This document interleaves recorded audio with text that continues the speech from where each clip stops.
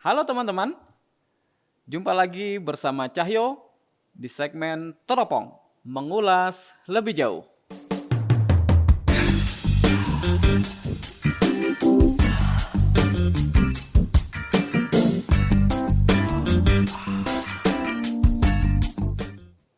Baru-baru ini, Kementerian Keuangan menerbitkan Peraturan Menteri Keuangan Nomor 30 Tahun 2024. Hal ini terkait dengan penyelesaian piutang instansi pemerintah yang diurus dikelola oleh PUPN. Bentuknya berupa crash program keringanan hutang. Ini merupakan bentuk simpati pemerintah terhadap pemulihan ekonomi pasca pandemi COVID-19. Di samping itu, tentu saja ini merupakan sarana untuk mempercepat penurunan outstanding piutang negara dan BKPN. Dan tentu saja hal ini merupakan amanat Undang-Undang Nomor 19 Tahun 2023 tentang APBN 2024. Objek keringanan hutang pada program kali ini adalah debitur sampai dengan 2 miliar rupiah. Debitur merupakan piutang pemerintah pusat atau daerah yang sudah diserahkan pengurusannya kepada PUPN. Pengenaan tarif pada crash program kali ini adalah bunga denda ongkos diberikan keringanan 100%. Untuk BKPN atau berkas kasus pengurusan piutang negara yang didukung dengan barang jaminan berupa tanah atau bangunan dikenakan tarif sebesar 35%. Sementara yang tidak didukung oleh barang jaminan berupa tanah atau bangunan dikenakan tarif 60%. Untuk hutang pokok atau BKPN yang memperoleh pengkhususan, bunga denda dikenakan tarif 100%. Sementara sisa hutang pokoknya flat 80%. Menarik bukan?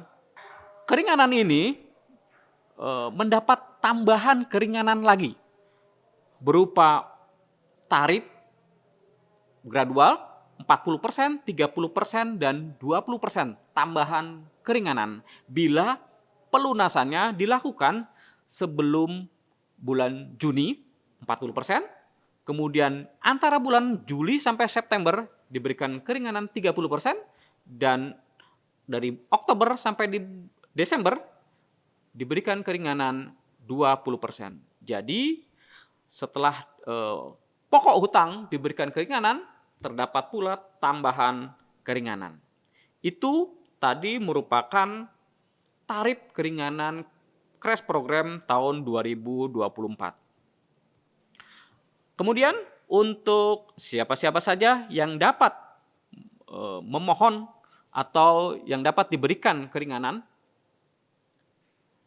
mereka adalah para penanggung hutang, para penjamin hutang, para ahli waris, ataupun pihak ketiga, debitur-debitur instansi pemerintah maupun instansi daerah yang piutangnya telah diserahkan kepada PUPN atau kepada DJKN.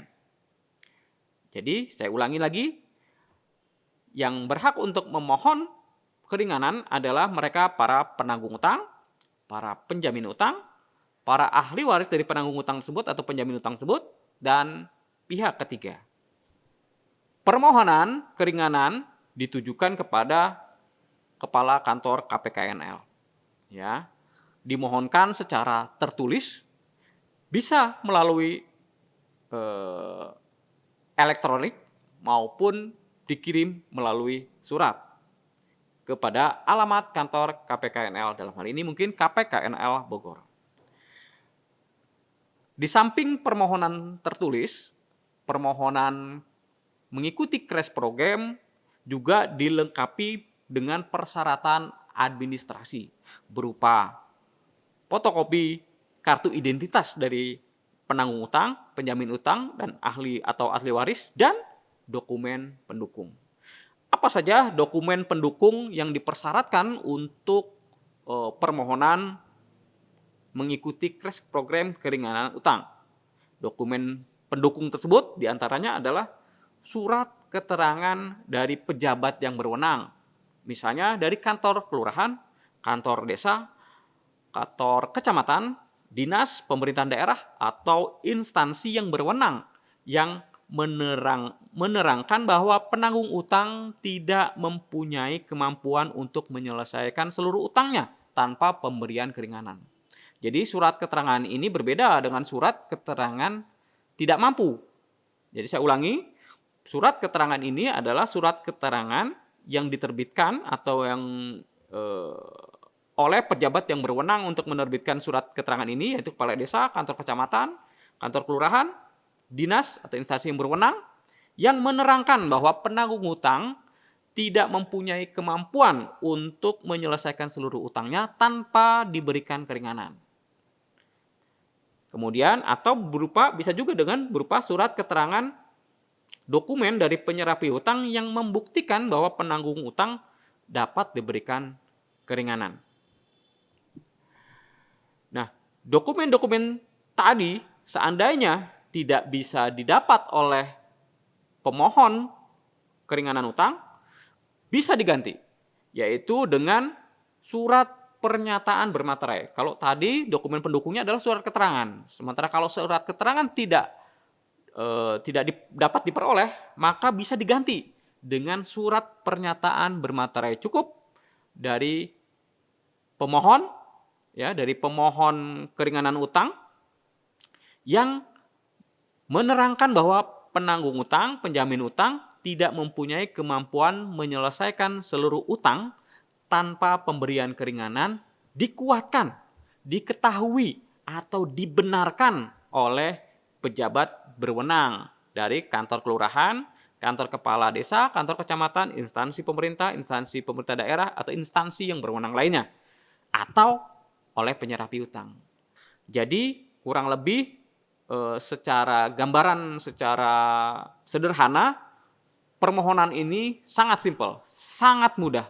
Jadi hanya ada fotokopi kartu identitas dari pemohon keringanan disertai dengan surat keterangan dari instansi yang berwenang. Yang paling mudah tentu kepala desa atau kelurahan mengenai